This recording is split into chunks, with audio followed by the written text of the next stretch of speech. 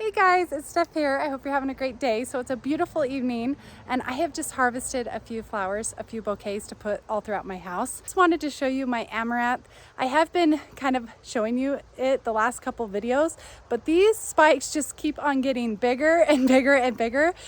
These spikes are 2 feet long, which is outrageous. I've already put them in a bouquet. I'm actually feeling the September fall vibes, which is not like me. Usually it takes me a little bit longer, but this year I'm just really ready for it. I'm really excited. I'm excited for the temperatures to kind of cool down a little. I actually had to steal my flower container off my kitchen counter. I didn't want to go buy a new one and I didn't have any vase big enough for these amaranth plumes. So I kind of dumped the flower and I put them in there and I'm going to put it on my fireplace. I wanted to give you a nice perspective on how big this is. So these are my normal sized jars. And then there's my flower vase underneath my flower jar. And you can just see how massive it is compared to those other ones. But this one is the one that measured out at about 2 feet long. So it just keeps going and going and they just keep getting bigger. It's nuts. So all I've really done is just cut them on that 45-degree angle, and then I got some flower preservative off Amazon. And then my dahlias, they've taken a little while to start really taking off because of that grasshopper damage earlier. They chewed them down to nothing, but look how beautiful that one is.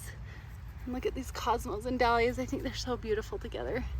Anyways, but I did notice in the midsummer, as it started to get a little bit later in the season, that the grasshoppers are kind of leaving them alone. It's just that beginning of the spring, early summer that I really need to be on top of them, and then I think I'll be okay for next year. Here's my cherry caramel phlox. Look at the cute little stars on that. And then my celosia, which has also been super easy to grow and really hasn't had any issues with any pests. So I'm just kind of doing the same thing in each bouquet today. I kind of like one plant, one flower in a vase. Sometimes that's just really appealing to me and calming. And easy. Look at the sun glowing on that. Doesn't this just look beautiful?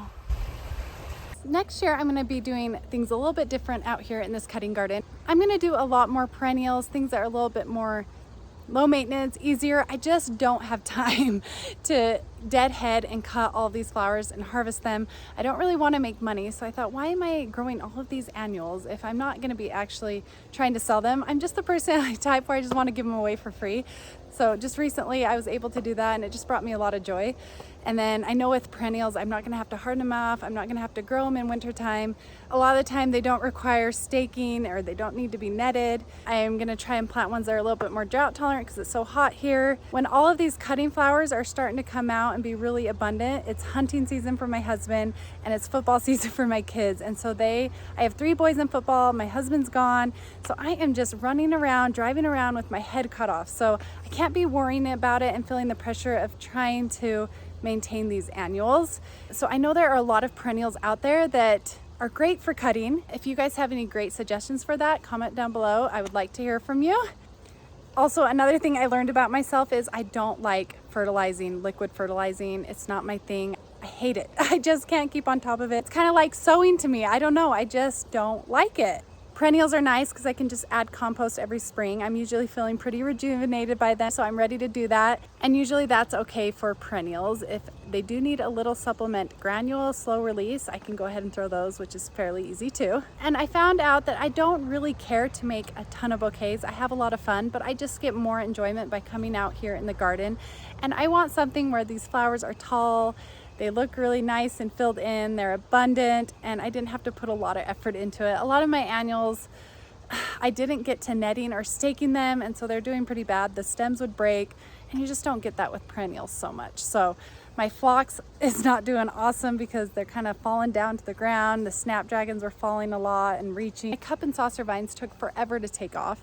They're finally starting to take off, but they just were not liking the temperamental spring, I don't think. They needed more fertilizer, and all those things are just a little bit too much for me in my life right now. Instead of having that, I thought this late summer white clematis, I can't remember the name, would be awesome right here. They get really big and they're just starting to come out and bloom. They're stunning and they'll just take over these arbors and be so beautiful. I'm going to show a few of my annuals that I'm definitely going to grow next year that are easy to grow. So zinnias really love my climate. You can see they're right here. It's probably about 4 feet tall right now. The queen lime bush is really starting to take off at this point.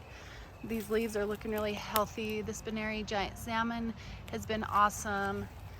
So zinnias are one I'm gonna grow next year. The amaranth is one I'm considering, but I kind of want to put hibiscus mallow here too, so I'll decide on that. The one thing with the zinnias I've noticed is if they're getting a lot of that overhead spray, so I have a sprinkler head that I think is getting all of those ones to right about here. You can see where it stops, and then right there it starts to not have that powdery mildew. And I don't think the overhead spray gets to these. If they're getting that drip from underneath, they don't seem to get that powdery mildew. It's that constant water on top that creates that fungus. Anyways, as far as that goes, I'm happy with those two varieties, so I'll continue to plant those. But you can see over here, these zinnias are definitely getting more of that powdery mildew. I will just plan on putting my zinnias over on this side so I can prevent that. And then of course I'm still gonna plant dahlias because they're absolutely gorgeous. I did have a few hiccups with this. My kids turned off my drip line. There's a valve over there. So the water was spraying that way instead of going through my drip line, so they dried out a little bit. And so some of these buds have come out dry, but now they're gonna be okay, these new ones. They have actually been very easy to grow. They're recovering from the grasshopper damage. So dahlias are actually fairly easy to grow. You just need to stake them. I didn't stake this one, so the stem is kind of splitting in half, but I can handle staking dahlias. That's okay. And then I'm definitely gonna plant cosmos because these are one of the latest blooming flowers in the season. They will be blooming well into fall and are the ones that are still standing as everything has kind of fizzled off and died. I remember seeing that last year.